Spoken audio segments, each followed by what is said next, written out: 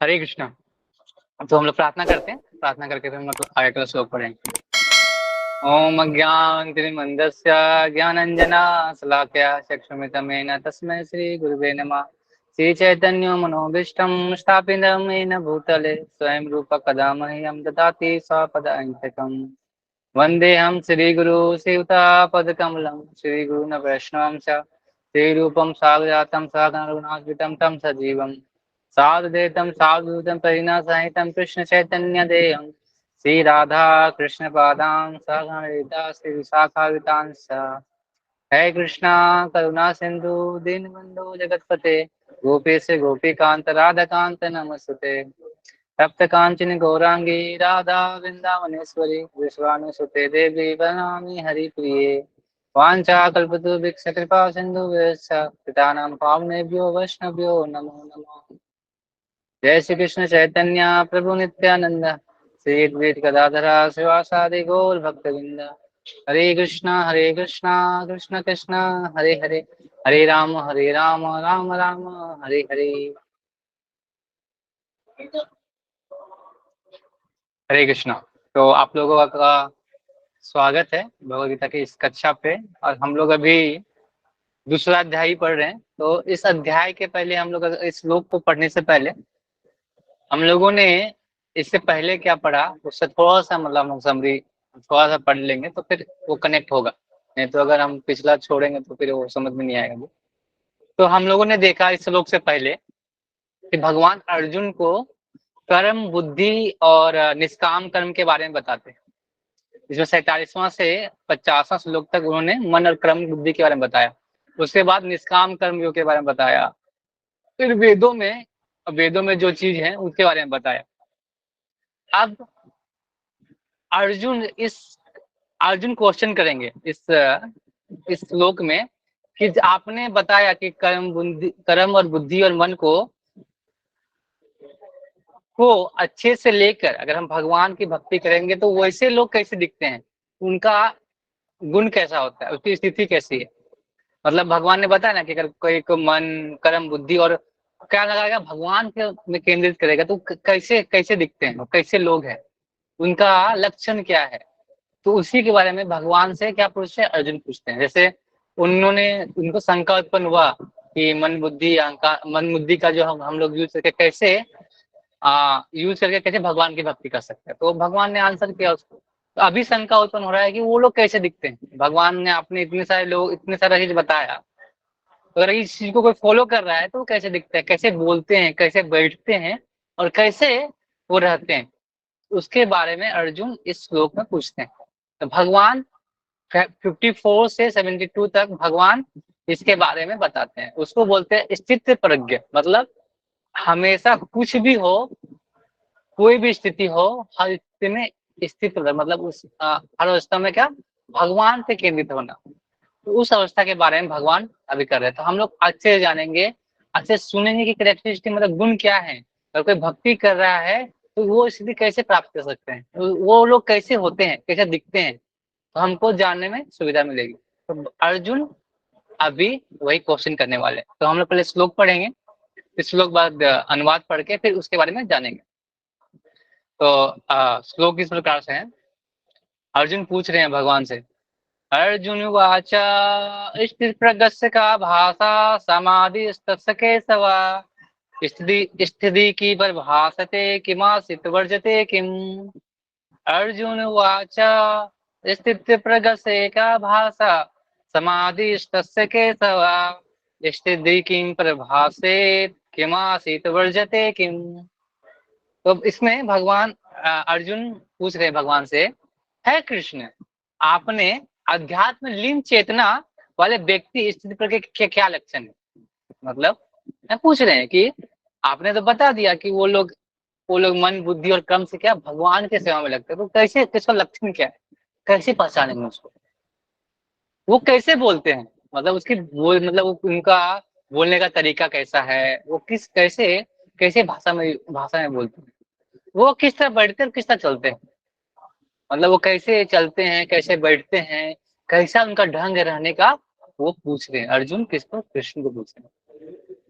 क्योंकि वो जानना चाहते हैं कि उनका लक्षण कैसा है।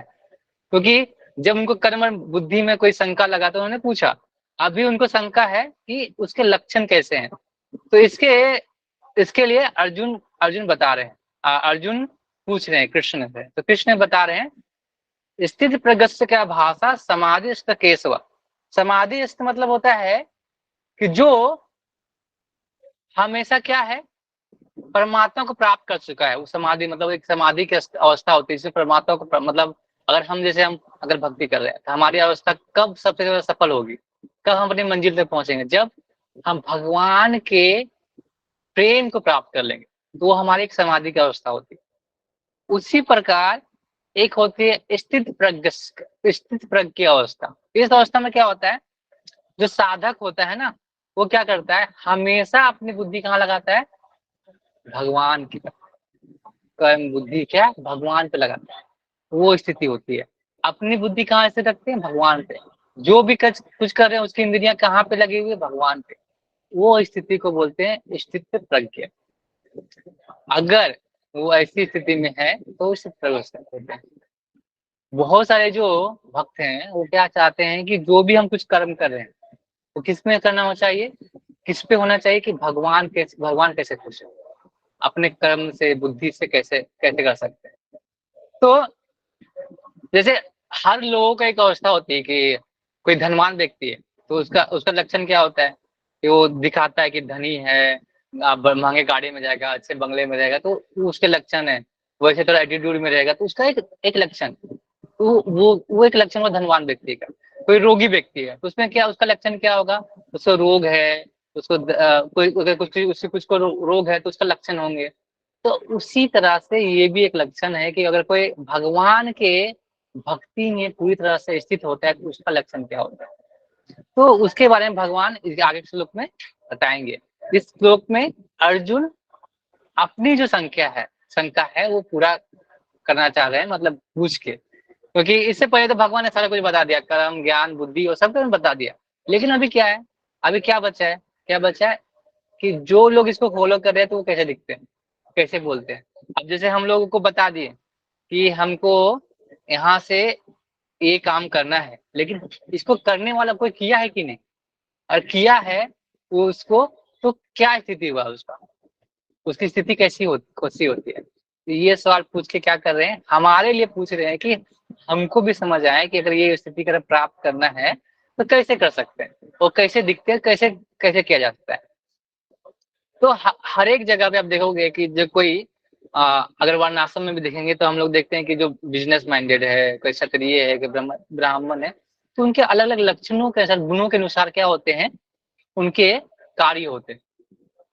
जैसे कोई अगर हम बिजनेसमैन के साथ जाएंगे तो बिजनेसमैन क्या जो बेस्ट जो होते हैं वो क्या करते हैं, वो उनका उनको आप देख के ही पता कर सकते हैं उनके जो कार्य। जैसे अगर हम कहीं जाएंगे तो वो जैसे कि अगर हम कोई व्यापारी के यहाँ जाते हैं, हम लोग कुछ खरीदने जाते हैं, तो क्या बोलते हैं कि बोलते हैं नहीं नहीं इतना ही पड़ेगा आपको, क्योंकि इसके इतना ही पड़ेगा कि मतलब 100 रुपया पड़ रहा है और आपको मैं 99 मतलब 1 रुपया बच रहा है, ऐसा वो बोलते हैं। उनका एक लक्षण है कि वो झूठ बोल क्या, झूठ बोलना उनका एक लक्षण है। क्योंकि झूठ बोल क्या करना चाहते हैं, झूठ क्यों इसलिए बोलते हैं कि उनको व्यवसाय चलाना है, तो उनका एक लक्षण हुआ।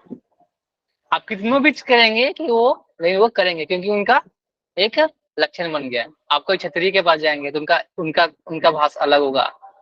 वो क्या होंगे, जैसे कोई भी अन्याय होगा तो ऐसे मतलब चलने का भी ढंग रहता है, जैसे लोग बॉडी बिल्डर तो ऐसे चलता है, तो ऐसे चलेंगे।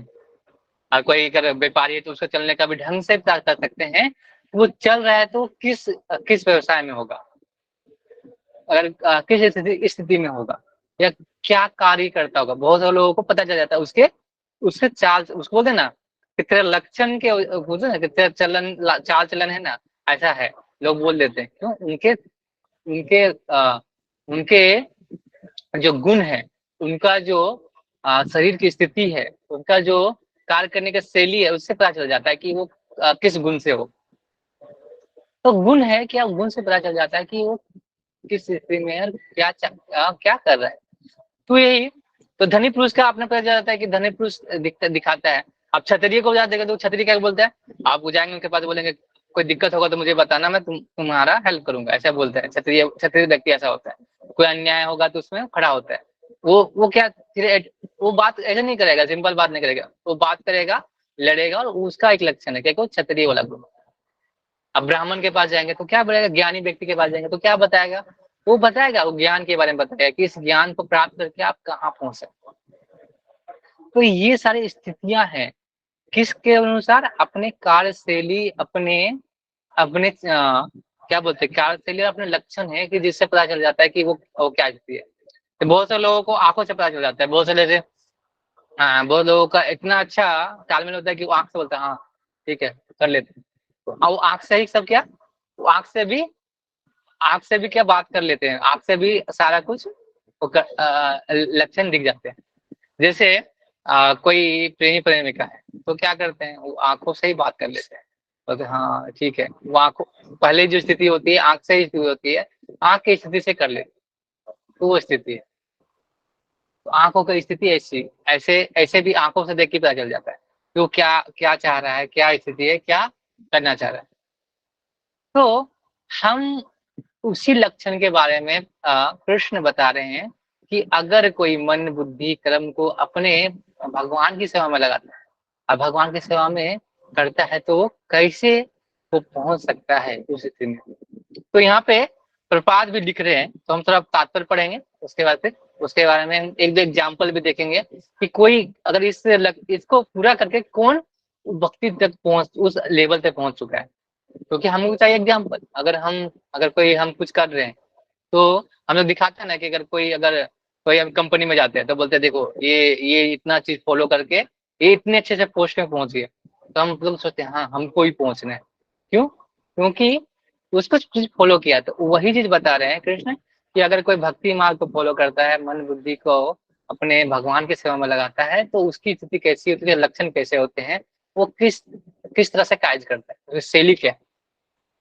तो प्रपात लिख रहे हैं, जिस प्रकार प्रत्येक व्यक्ति को उसकी विशिष्ट स्थिति के अनुसार कुछ लक्षण होते हैं, उसी प्रकार कृष्णा भावना भावित पुरुष का एक विशिष्ट स्वभाव होता है, यथा उसका बोलना, चलना, सोचना आदि।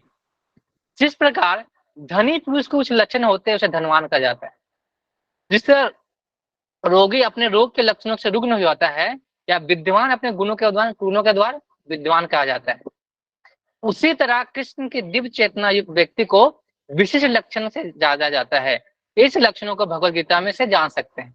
तो हम जब गीता के आगे के श्लोक में पढ़ेंगे तो उसके लक्षण भी भगवान बताते जाएंगे। वो बताएंगे कि काम क्रोध को अगर नहीं करता है तो उसके बाद क्या आता है, वो बताएंगे। और वो कछुए का एग्जाम्पल देते हैं कि कैसे कछुआ अपने इंद्रिय विषयों को कैसे इंद्रिय विषयों से खींच लेता है अपने आप को, उसके बारे में भी वो एग्जाम्पल के साथ अगल नेक्स्ट श्लोक में बताएंगे भगवान। उसके बाद क्या बोल रहे हैं, क्योंकि वाणी ही किसी मनुष्य का सबसे महत्वपूर्ण गुण है। कहा जाता है कि मूर्ख का पता तब लगाया जाता है जब तक वो बोलता नहीं।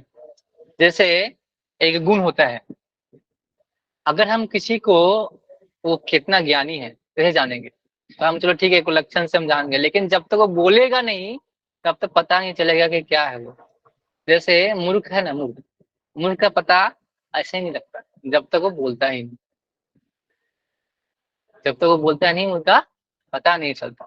जैसे मेढक है, मेढक पानी में रहता है, मेढक पानी में रहता है, लेकिन सांप उसके अगल बगल में ही घूमते रहता है, लेकिन वो क्या करता है जान के उसको उसको आवाज नहीं करना है, अगर उसको जीवन बचाना है तो आवाज नहीं करना चाहिए, लेकिन वो मूर्ख है, क्या करता है आवाज करता है, फिर आवाज करता है वो मारा जाता है।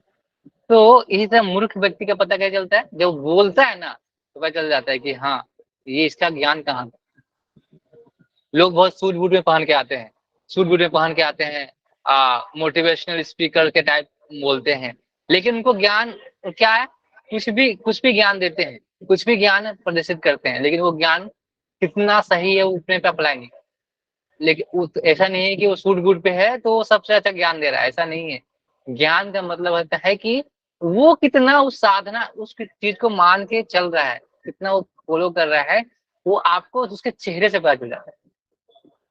चेहरा ही एक दर्पण का है कि वो आपके चेहरे से पता चलता है कि आप कितना उस चीज को फॉलो कर रहे हैं, उसी से पता चलता है, उसके वाणी से पता चल जाता है। जैसे जब हम जो हमारे शुद्ध भक्त है, डिवोटी, जब महाराज हमारे हैं हम लोग से जब मिलते हैं तो हम लोग को उसकी उनकी ऑरा से पता चल जाता है कि उन्होंने कितनी साधना की, कितनी तपस्या की है। और वो जब बोलते हैं तो हमको लगता है, दिल पे छूता है कि हाँ, हमको करना चाहिए। क्यों? क्योंकि उनका स्थिति प्रज्ञ की स्थिति में पहुंचे, क्योंकि उन्हें तपस्या की। तो उसी प्रकार हमें भी, और किसी का बात सुनना है तो हमें क्या करना पड़ेगा, उसके लक्षण, उसके स्वभाव को देखना पड़ेगा कि वो कितना ज्यादा उसमें डीप, मतलब घुसा हुआ है, कितनी चीजों को वो समझ रहा है, ऐसा। तो यहाँ पे और भी लिखते हैं, कृष्ण भावना व्यक्ति का सर्व प्रमुख लक्षण यह है, वह केवल कृष्ण उन्हीं संबंधों के विषय में बारे में बोलता है, फिर तो अन्य लक्षण स्वतः प्रकट हो जाता है, जिसके उल्लेख आगे किया गया है। हम देखेंगे कि जो व्यक्ति भगवान भक्ति करता है, भगवान भक्ति, तो कृष्ण भावना के अलावा कुछ नहीं बोलता है। अगर वो बात भी करेगा कोई बात, तो वो क्या लास्ट में कहाँ आएगा, भगवान के बारे में। और हर चीज क्या भगवान पे ही, वो भगवान पे ही केंद्रित रहता है। और वो कुछ खा भी रहता है, भगवान को भोग लगाया फिर खा रहा है, तो किस लिए खा रहा है कि हम आके भगवान की भक्ति और अच्छे से कर सके। जैसे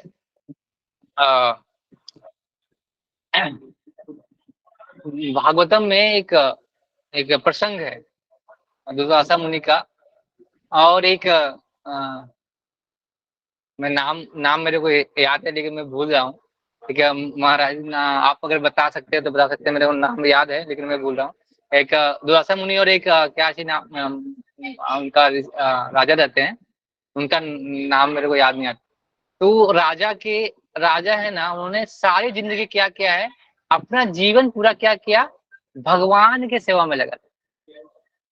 वो चलते थे तो जो पैर से चलते थे, पैर तो भगवान के मंदिर जाने के लिए यूज करते थे।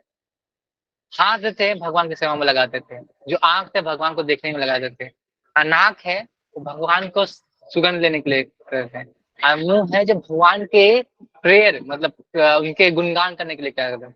तो उनके वो पूरा जीवन क्या किया, कृष्णा भक्ति में, भावना उनको लगा दिया। तो वो चीज हमें प्रैक्टिस करना पड़ेगा। एक दिन में तो नहीं होगा कि हम एक दिन में बन जाए, लेकिन हमें प्रैक्टिस करना पड़ेगा। क्या करना पड़ेगा, इसीलिए हमें प्रपाद ने सब कुछ दिया है कि हम क्या करें, कि सुबह उठ के भगवान की भक्ति करें, भगवान के प्रेयर गाएं, तो क्या होगा, आपका जो शरीर है पूरा क्या भगवान के आरती में लगा रहेगा, पूरा शरीर क्या भगवान के सेवा में लगा रहेगा।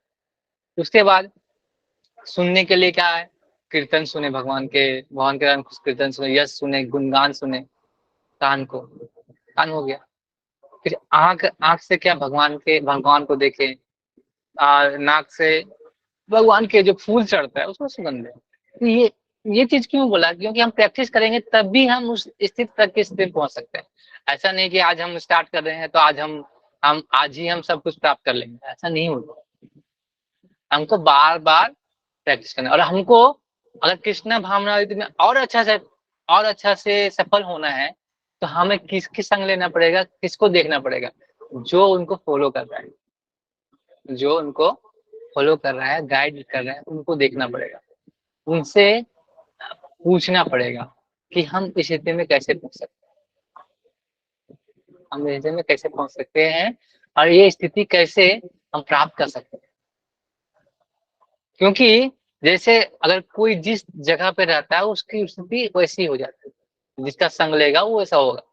तो अगर हमें भी अगर स्थित तो उसे लोगों से मिलना पड़ेगा ना, स्थित अगर बनना है तो हम वैसे लोगों से बनना पड़ेगा। तो वही अर्जुन पूछना चाह रहे कृष्ण को कि स्थित प्रगस्य का भाषा समाधि स्थित केसवा, मतलब उस समाधि वो जो स्थिति प्राप्त कर चुका है, वो लोग कैसे हैं, कैसे दिखते हैं, उनका लक्षण कैसे है।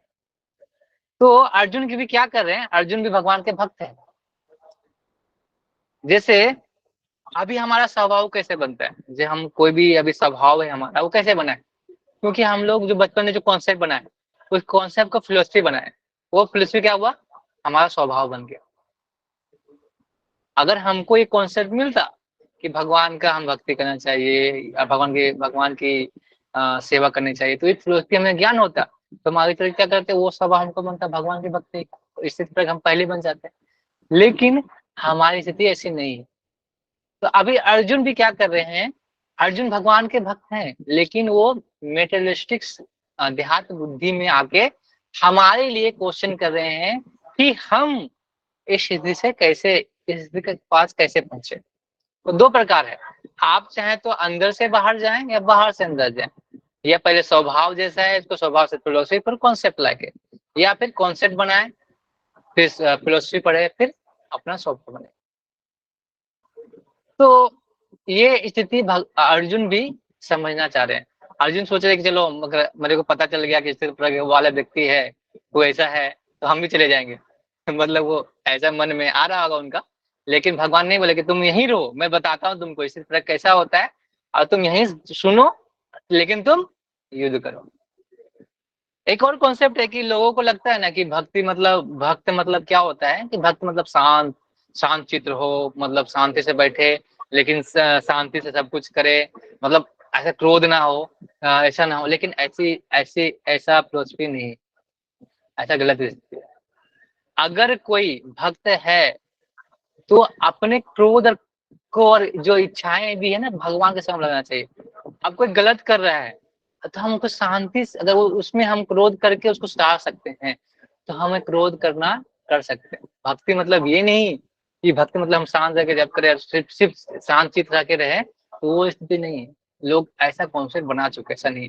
अब देखो अर्जुन भी भगवान के भक्त है ना, तो भगवान ने क्या बोला उनको, सारा के शिक्षा देने का क्या बोला उनको, युद्ध करो। युद्ध करना तो बहुत, मतलब इतने लोगों को मारना है, मतलब भक्त भक्त तो दयावान होता है, दया करता है, लेकिन क्यों बोल रहे हैं मारना? क्योंकि उस क्रोध का प्रयोग करके क्या कर रहे हैं, धर्म की रक्षा कर रहे हैं। तो अगर ऐसा नहीं है, भक्त के साथ ऐसा कौन नहीं बना कि वो शांत है, शांत रहता है, लेकिन अगर कोई भी अगर वो स्थिति आती है, क्रोध से हम किसी को सुधार सकते हैं, किसी की स्थिति चेंज कर सकते हैं, तो क्या करता है वो, उसका प्रयोग करता है किसके लिए, भगवान के सेवा में। वो होता है भक्त। एक कॉन्सेप्ट नहीं होना चाहिए हमारा। अब बोलते कि नहीं, आप असली हिंसा क्या है, अहिंसा क्या है। तो जो है हम लोग को लगता है अहिंसा, हिंसा मतलब ये, अब जिसको अर्जुन तो मार रहे हैं तो हिंसा कर रहे हैं ना। अर्जुन तो जितने लोगों को मारे तो हिंसा कर रहे हैं, तो सही है गलत है, बताइए आप बताओ। आपकी, आप लोग से क्वेश्चन आंसर का मैं उससे उम्मीद कर सकता हूँ। आप कुछ बोल सकते हैं गलत सही, लेकिन ट्राई करना चाहिए। ये सही है कि नहीं, हिंसा कर रहे हैं ना वो, हिंसा तो नहीं करना चाहिए हमें। हमें बताया गया अहिंसा करना, तो असली अहिंसा और हिंसा क्या है? तो ये हम बस इतना जानना चाहते हैं कि अगर वो अर्जुन इन लोगों को मार रहे हैं तो हिंसा कर रहे हैं, सही है या गलत है? मैंने एक क्लास भी दिया है, लेकिन मैं आपसे जानना चाहता हूँ। जो भी है बताइए, क्वेश्चन का आंसर देना सीखिए। मतलब कभी भी है ना, हमें चुप के नहीं बताना चाहिए, हमें आंसर देना चाहिए। सही गलत हम लोग अगर सही बोलेंगे तो दूसरे लोग सीख जाएंगे, और गलत बोलेंगे तो हम फिर किसी से सीख लेंगे। हो गया, बताइए अभी प्रभु। सही सही है, सही है प्रभु। लेकिन लोग बोलते हैं ना कि हाँ सही है, ठीक है, लेकिन क्यों सही है, इसका रीजन? तो धर्म का रक्षा करने के लिए, धर्म तो भगवान बोल रहा है ना, हाँ। इसलिए। हम्म। ओके, और कोई? हरे कृष्णा हाँ प्रभु जी। हाँ माता जी बोलिए। अर्जुन अर्जुन जी सही कर रहे थे, क्योंकि वो धर्म की रक्षा के लिए कर रहे थे, इसलिए भगवान कह रहे थे कि आप धर्म की हाँ रक्षा के लिए युद्ध करो। हाँ। हम्म। तो यहाँ पे आया कि भगवान की इच्छा थी कि धर्म की रक्षा हो, इसलिए हिंसा कर रहे, तो वो गलत नहीं है। हिंसा और अहिंसा में अंतर ये है, अगर हम किसी की प्रगति, आध्यात्मिक प्रगति को रोकते हैं, अगर हम आध्यात्मिक प्रगति किसी की रोकते हैं, तो वो सबसे बड़ा हिंसा है। अगर देखो अभी जितने भी लोग थे महाभारत में जो युद्ध कर रहे थे, जितने भी सैनिक थे, वो क्या कर रहे थे, वो किसका साथ दे रहे थे, अधर्म का साथ दे रहे थे। अगर वो और ज्यादा रहते तो अधर्मी और बन जाते। तो भगवान को क्या किए, उसका उसको रोक के उसको अगला जो नेक्स्ट बर्थ है, उसको अगला जन्म जो देंगे, मगर क्योंकि वो भगवान के सामने मर रहे, भगवान के सामने, भगवान के इच्छा से उनकी मृत्यु रहे, तो क्या उनको सही गति मिलेगी? तो अधर्म के मार्ग से ही बच गए। तो अगर हम हिंसा कब करते हैं, जब हम किसी को आध्यात्मिक प्रगति से रोकते हैं कि हम ये नहीं करना चाहिए, अगर हम किसी जैसे कि करते हम किसी को अगर हिंसा मतलब किसी को हम जान से मारते, अगर किसी जैसे हम मांस खाने के लिए किसी को मारते हैं तो वो भी एक हिंसा है। क्यों? क्योंकि उसकी जो जीवन है वो आगे तक थी, लेकिन हमने क्या किया, उसकी प्रगति को रोक दिया। फिर से उसको उस स्थिति में जन्म लेना पड़ेगा, फिर से उसको जन्म लेना पड़ेगा और बार उसको फिर से उसको भोगना पड़ेगा। तो हम लोगों ने क्या किया, उसकी प्रगति को रोक दिया, क्योंकि वो उस योनि को पार कर लेता तब दूसरी योनि प्राप्त कर लेता, लेकिन हमने क्या किया, रोक दिया। तो इसीलिए वो हिंसा है। तो अगर कोई हम आध्यात्मिक प्रगति को रोक रहे हैं किसी की, तो हम हिंसा कर रहे हैं। और सबसे बड़ा हिंसा क्या है कि हम किसी को आध्यात्मिक प्रगति में उसको साथ देके उसको उठा रहे हैं, वो बड़ा सबसे बड़ा हिंसा है। तो हम इस कॉन्सेप्ट को अगर हम समझेंगे कि असली हिंसा अहिंसा है, तो हम क्या है उस स्थिति में पहुंचेंगे कि हम अपनी स्थिति को और अच्छे तरह से बना के स्थित तक हो सके। तो आगे के श्लोक में, हम आगे आने वाले श्लोकों में इसके बारे में पूरी तरह से चर्चा करने वाले हैं। तो अगर आपके पास कुछ है लिखने का तो आप नोट कर सकते हैं, और आप है ना, आप भी प्रैक्टिस कर सकते हैं कि हाँ स्थित प्रज्ञ व्यक्ति कैसा होता है। क्योंकि हम तो एक बार में कुछ नहीं कर सकते, एक बार में कुछ बन नहीं सकते, एक बार में हम स्थित प्रज्ञ नहीं हो सकते क्या, लेकिन हम प्रयास कर सकते हैं। भगवान प्रयास का नंबर देते, कोशिश का नंबर देते। देखते जैसे कि कोई बच्चा है तो क्या करता है, चलने की कोशिश करता है, तो चलने के जो गिरने जाता है तो क्या करता है, कोई उनके माता पिता उनको रोक देते हैं गिरने से। तो फिर अगर हम भी चलने का प्रयास करेंगे तो क्या करेंगे, भगवान हमको मदद करेंगे, वो गुरु के रूप में मदद करेंगे। तो दोस्त आपको भगवान क्या है, क्षेत्र गुरु है, आपके अंदर ही है, तो वो भी आपको मार्गदर्शन देंगे, लेकिन आपकी इच्छा होनी चाहिए कि मेरे को ये करना। स्थित प्रज्ञ मतलब स्थिर रहना, मतलब एक जगह स्थिर रहना। तो हमारी स्थित प्रज्ञा अवस्था क्या है कि हम भगवान के सारा जो बुद्धि कर्म है क्या, उसी में स्थिर रखना, भगवान के सिर्फ वही स्थित प्रज्ञ स्थिति है।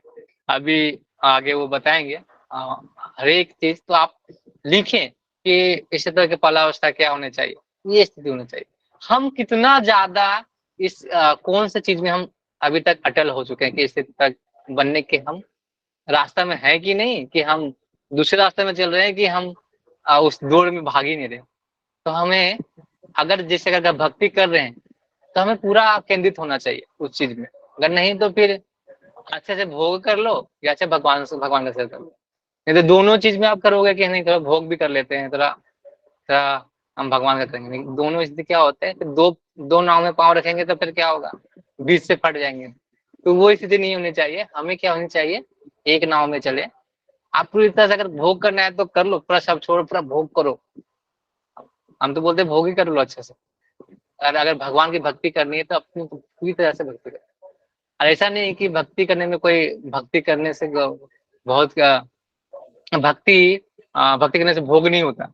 देखो कितनी सारी चीजें हैं, भगवान के प्रसाद है, भगवान के फीस्ट है, भगवान के हम डांस करते, कीर्तन करते, सब कुछ तो है, लेकिन इसमें क्या है, भगवान। तो आपके पास चॉइस है, आपको क्या करना है, उस भक्ति मार्ग का प्रयोग करके भगवान के पास जाना है, या दोनों में अगर करेंगे तो आपको ना अच्छे से ये नहीं कर पाएंगे ना, ये दोनों स्थिति में आप क्या होंगे, आप कंफ्यूजन में हमेशा रहेंगे। तो इसीलिए हमें क्या करना चाहिए, एक रास्ते पे होके जो भी करना है उसको कर, जिससे हम क्या कर सके, अपने जो भक्ति मार्ग को, आध्यात्मिक चेतना को और अच्छे से बढ़ा सके। यही हमारी स्थिति, हमारे साथ चेतना स्थिति यही होनी चाहिए। हम कोई भी अवस्था हो, इसी तरह मतलब कोई भी अवस्था हो, उसमें पूरी तरह से भगवान पे एब्जॉर्ब रहे, भगवान के यश गुण लीला पर ही एब्जॉर्ब रहे, ये स्थिति को बोलते हैं स्थित प्रज्ञा। हरे कृष्णा। तो इसके बारे में हम आगे पढ़ेंगे, क्या बोलते हैं, क्या कैसे बोलते हैं स्थित व्यक्ति, कैसे बोलते हैं, कैसे वो चलते हैं, चलते भी कैसे वो पता चलता है, वो कैसे बैठते हैं वो भी पता चलता है। जैसे योगी है, योगी लोग कैसे बैठते हैं, पूरा ऐसे बैठते हैं, पता चलता है योग कर रहे हैं। कोई जैसे सेठ जी है तो कैसे बैठते हैं, वैसे वैसे करके बैठते हैं, तो मतलब वो स्थिति है सबकी, अपने नजरिए से बैठते हैं। कोई अगर जैसे कोई फौज आर्मी व्यक्ति ऐसे कैसे बैठते हैं एकदम टाइट होके, तो ये स्थिति है, इससे पता चल जाता है कि वो किस किस जगह पे है। हमें भी अगर हम भक्ति करें तो हमारा लक्षण वो होना चाहिए कि हम भक्त हैं कि नहीं। अगर हम अभक्त वैसा लक्षण करेंगे तो हम जो हमसे जो देख रहे हैं, अभी क्या है, मैं मतलब लास्ट में एक चीज जोड़ना चाहता हूँ कि अगर हम भक्ति करते हैं ना, तो हम किसको किसको रिप्रेजेंट कर रहे हैं, हम प्रपात को रिप्रेजेंट कर रहे हैं। हम प्रपात आदमी हैं, क्योंकि अगर हम कंठी माला पहने हैं, अगर हम तिलक लगाए हैं, तो हमें कभी भी बोलने के लिए हमको, अभी हम पहले जैसे बोल नहीं सकते कि कुछ भी बोल दे, तो लोग क्या करते हैं, वो सुनते हैं, वो लोग उसी को मानने लगते हैं। हमें भी कुछ भी बोलना है तो हमें क्या करना पड़ेगा, हाँ सोचना पड़ेगा कि ये चीज सही है क्या। तब क्या है, लोग फॉलो करते हैं उस चीज को कि क्या आप भक्ति कर रहे हैं, आप क्या कर रहे हैं, प्रपात को रिप्रेजेंट कर रहे हैं, कृष्ण भावना को रिप्रेजेंट कर रहे हैं। तो हम हमारा कुछ नहीं है, लेकिन हम जिसका रिप्रेजेंट कर रहे हैं ना, वो बहुत बड़े। तो हम उसकी स्थिति की वजह से हम क्या है, हम थोड़ा क्या, हम हमारा भी हम थोड़ा से आगे बढ़ सकते हैं। तो हमें भी प्रयास करना चाहिए कि हम भी भक्ति के लक्ष्य के अनुसार हम चले। प्रयास करना चाहिए, प्रैक्टिस कर सकते हैं, एक बार तो नहीं होगा, प्रैक्टिस करना चाहिए। हरे कृष्ण। बहुत बहुत धन्यवाद आप लोग को।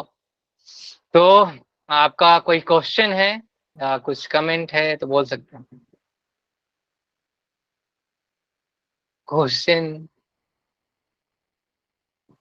कोई क्वेश्चन है या कुछ है? अभी तो क्वेश्चन अर्जुन पूछ ही रहे हैं, आंसर अगले श्लोक में से शुरू करेंगे भगवान। ओके, कोई क्वेश्चन है? एस प्रभु। हाँ एस प्रभु। मुझे एक्चुअली श्री कृष्ण अर्जुन को जो ज्ञान दे रहे थे, हाँ उसको मतलब अर्जुन सुन रहे थे और कोई सुन रहे थे क्या? हाँ सुन रहे थे ना, संजय सुन रहे थे ना, संजय सुन रहे थे, संजय गिरचार को बताया ना जाके। ऐसा है कि मतलब दो तीन है कि जो संजय थे 9 दिन तक रहते हैं युद्ध मैदान में, और फिर वो जो गीता है, गीता का जो है, तो गीता का जो है वो है, वो आके सुनाते हैं। और दूसरा कॉन्सेप्ट है कि एक बार्बरिक थे, बर्बरिक जो भीम के पोते हैं, उन्होंने सारी चीज सुना था, क्योंकि उनको भगवान ने दिया था वरदान सुनने का सब कुछ, और सारा कुछ पता चल रहा था कि क्या स्थिति है। ओके, इसके बारे में थोड़ा महाभारत में भी है, महाभारत में बताया गया इसके बारे में। सुन रहे थे, संजय तो सुन रहे थे, बता रहे संजय का इतना, संजय को तो बता रहे ना धृतराष्ट्र को कि क्या चल रहा है, क्या हो रहा है, क्या चीज बता रहे हैं, तो संजय तो सुन ही रहे। हरे कृष्ण। वहां पे हनुमान जी भी थे, हनुमान जी पताका में थे, वो भी सुन रहे थे। और भी है, मैं बताता हूँ, मैं 2-4 लोग और हैं इसमें, मतलब उसमें दूसरे हनुमान जी है, बर्बरिक है, संजय धृतराष्ट्र को बता रहे थे। ओके, हरे कृष्ण। और कोई सवाल?